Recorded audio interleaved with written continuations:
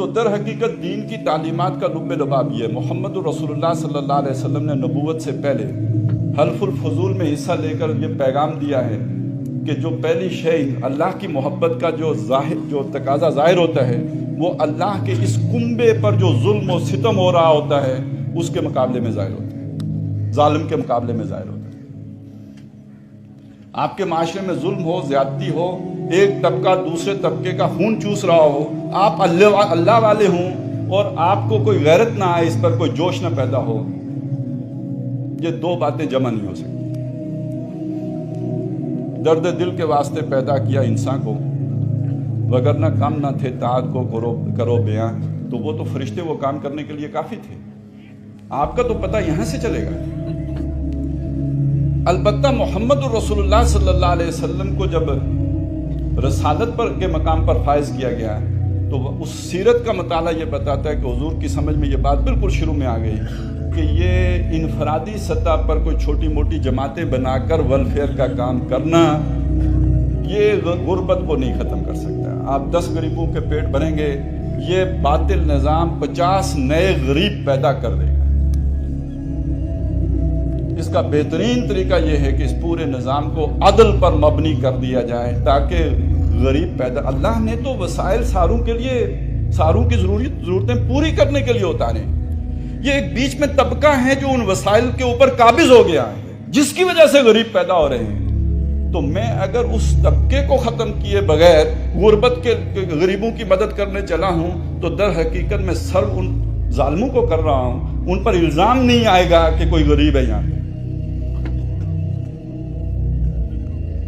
اور یہ سارے حالات دیکھ کر بھی کسی کے اندر کوئی حرکت نہ پیدا ہو، اس کے دل میں یہ خواہش انگڑائی نہ لے کہ میں اس نظام کو بدلنے کی جدوجہد کروں، تو سوائے افسوس کرنے کے کیا کیا جا سکتا ہے؟ مجھے کہنا پڑتا ہے، تلخ بات ہے، کہنی پڑتی ہے، اگر میرے اندر یہ خواہش نہیں پیدا ہوتی، آپ کے اندر نہیں پیدا ہوتی، تو شاید ہمیں کوئی تھپیڑا لگا نہیں۔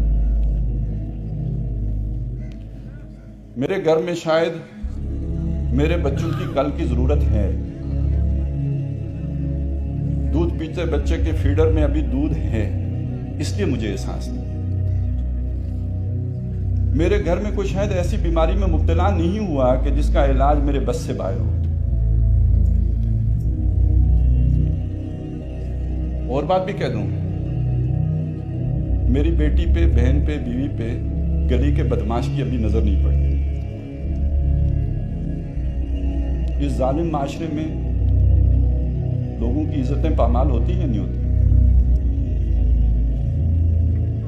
یہ روز جو آئے روز اغوا کے آپ سنتے ہیں، یہ سارے لوگ فوج تو نہیں ہوتے؟ کئی شریفوں کی پگڑی اچھل جاتی ہے یا نہیں اچھل جاتی؟ آپ کے کاروبار کو ابھی کسی بدماش کی نظر نہیں لگی، ابھی کوئی بھتہ لینے آپ کی دکان پہ نہیں آیا، اور یہ بھتہ خور صرف بدماش ہی نہیں ہے، ریاست بھی ہے، اس کے اہلکار ابھی ٹیکس لینے نہیں وارد ہوئے آپ کے یہاں، نہیں تو آپ کے دل میں بھی انقلاب کی آرزو پیدا ہو چکی ہے۔ تو آپ سوتے رہیے، آپ آرام کیجئے، آپ سکون سے رہیے، آپ چین کی بانسری بجاتے رہیے، آپ اللہ کی جو ضربیں لگاتے رہیے، اس لیے کہ ابھی کوئی بدماش آپ کے گھر نہیں آیا۔ جب آ جائے گا یہ فرسٹریشن آپ کے یہاں بھی نظر آئے گی، جب آ جائے گا تو آپ کے اندر بھی خواہش انگڑائی دے گی، کوئی اللہ والا آئے اس نظام کو بدلے، اور یہ اب مرنے والا ہے۔ ہم نے اس میں کوئی حصہ ڈالنا ہے یا نہیں ڈالنا، ہماری قسمت کا فیصلہ اس پہ ہے۔ سحر ہونے کو آئی ہے، ستارے ڈوب جائیں گے، وہ طوفان اٹھنے والا ہے، کنارے ڈوب جائیں گے۔ میری مانو چلو مجدار میں موجوں سے ٹکرا لیں، وگرنہ دیکھنا ساحل پہ سارے ڈوب جائیں گے۔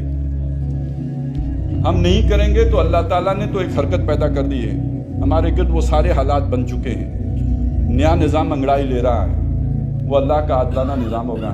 میرا اور آپ کا اس میں حصہ کتنا ہے؟ ہمارے بھائیوں کا حصہ کتنا ہے؟ ہم پاکستانیوں کا حصہ اس میں کتنا ہوگا؟ یہ ہماری قسمت ہے۔ اگر اللہ نے ہمیں کچھ سمجھنے کی توفیق دی ہے تو آج سے وہ جنون بھی تو پیدا کرنے کی کوشش کرے نا. کوشش نہیں کرتے, اللہ سے مانگے تو صحیح. اللہ نے اگر توفیق دیا رات کو کھڑا ہو کے عبادت کرنے کی, تو اس میں مانگنے کی چیز کیا ہے پھر؟ میرے مولا مجھے صاحب جنوں کر.